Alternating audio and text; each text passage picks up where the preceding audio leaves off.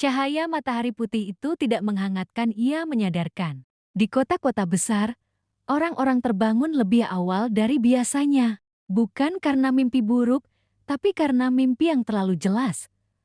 Mereka melihat diri mereka sendiri membuat pilihan, dan dunia merespons tanpa perantara. Tidak ada suara langit, tidak ada wahyu. Namun setiap keputusan terasa berat. Narasi. Ketika tak ada yang bisa disalahkan, manusia belajar menimbang. Di balai batu tua bangunan yang dulu dipakai para penjaga untuk meresmikan hukum Putri Ara berdiri di hadapan kerumunan pertama. Petani, pedagang, bekas prajurit, bahkan mereka yang dulu menyembah penjaga dengan sepenuh hati. Tidak ada singgasana. Ia berdiri sejajar. Dunia ini tidak lagi dilindungi oleh sistem, ucapnya. Suaranya tenang, tak menggema, dan juga tidak lagi dikendalikan olehnya. Bisik-bisik muncul. Ketakutan, harapan, amarah semuanya bercampur. Seorang pria tua melangkah maju, tangannya gemetar. Kalau begitu, siapa yang bertanggung jawab saat semuanya runtuh? Putri Ara menatapnya lama. Kita, satu kata. Namun dunia seakan menahan napas. Di kedalaman bumi, para pewaris kekosongan menyaksikan. Realitas di sekitar mereka beriak bukan karena kekuatan, melainkan karena ketidakterdugaan. Yang ketiga akhirnya berbicara. Suaranya bukan suara lebih seperti konsep yang dipahami langsung oleh keberadaan. Ini berbeda. Yang pertama mengerutkan wujudnya. Biasanya, kebebasan melahirkan kekacauan. Belum, jawab yang ketiga. Karena ia menanam makna sebelum kekacauan tumbuh. Narasi, kekosongan tidak takut pada kekuatan. Ia takut pada arti. Hari-hari berlalu. Dunia tidak runtuh namun juga tidak mudah. Tanaman gagal di beberapa tempat. Perselisihan muncul. Tanpa sistem lama, tidak ada riset, tidak ada koreksi otomatis. Dan untuk pertama kalinya, kesalahan bertahan. Seorang pemimpin kota memilih serakah. Kota itu menderita. Ia tidak dihukum langit, ia diadili oleh manusia lain. Di tempat lain, sekelompok kecil memilih berbagi saat krisis. Desa itu bertahan, tidak diberkati namun diingat. Putri Ara berjalan dari tempat ke tempat. Ia tidak memerintah, ia mendengar. Kadang ia gagal, kadang ia ragu. Penjaga keenam yang kini hanya bernama Kel berkata pelan suatu malam.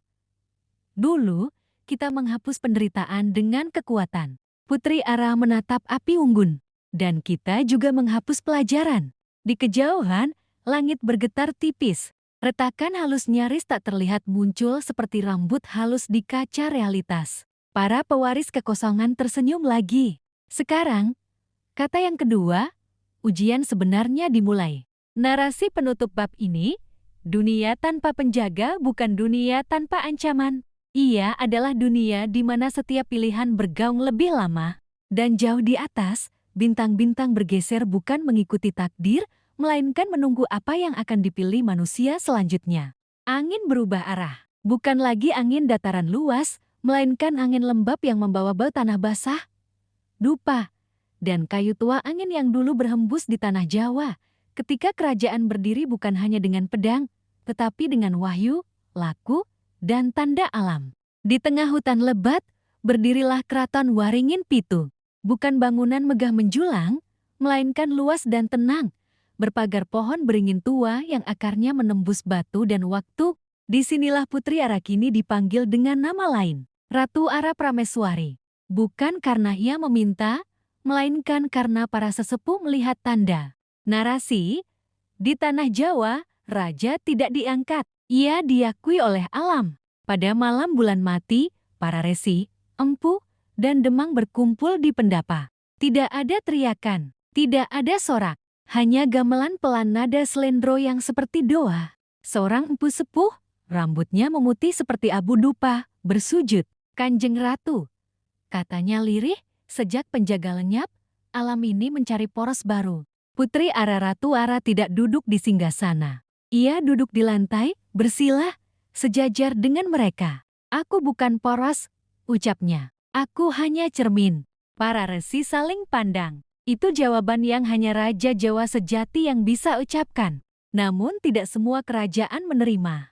Di timur, kerajaan Banyu Ireng, dipimpin Prabu Rudrakala, raja muda yang percaya bahwa tanpa penjaga langit, kekuatan manusia harus menggantikannya. Ia mengumpulkan pasukan, bukan hanya prajurit tetapi dukun perang, empu hitam, dan pusaka-pusaka tua yang dulu disegel karena terlalu berbahaya. Jika langit diam, katanya di hadapan para adipati, maka tangan manusia yang harus berbicara. Kerisku pusaka hitam bergetar di warangkannya, bukan karena darah, melainkan karena ambisi. Narasi, di tanah Jawa, pusaka tidak memilih yang kuat. Ia memilih yang paling ingin berkuasa. Malam berikutnya, Ratu Ara bertapa di bawah beringin agung. Kel berdiri agak jauh, tak lagi sebagai penjaga melainkan saksi. Tanah bergetar pelan, air kendi retak tanpa disentuh. Api pelita condong seolah memberi hormat. Dari keheningan itu, muncul suara lama bukan suara dewa, melainkan roh tanah.